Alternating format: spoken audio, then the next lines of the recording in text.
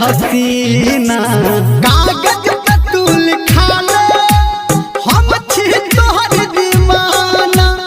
कागज पे तू लिखा ले हम छी तोहर दीवाना। कागज पे तू लिखा ले हम छी तोहर दीवाना। कंचन इब्राहिमपुर।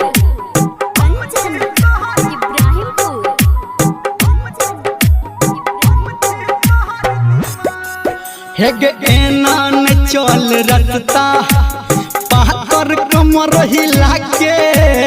एना न चल रास्ता पातर कमर हिला के। हो काली घटा के जैसन लहरा के बोल खा के। काली घटा के जैसन लहरा के बोल खा के।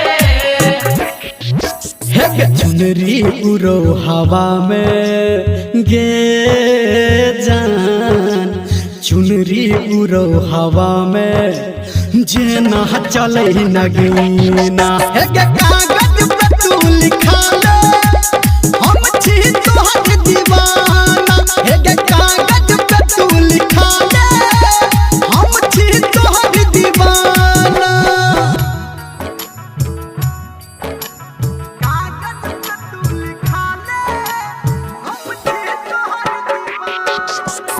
मां गायत्री रिकॉर्डिंग स्टूडियो। कंचन इब्राहिमपुर।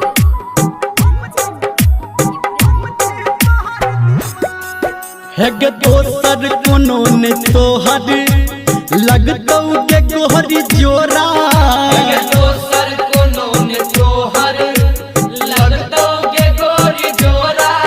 हो कोइली जना छो बोली हम कहबौ अब की तोरा। हेगे कोइली जेना छो बोली हम कहबो अब की तोरा।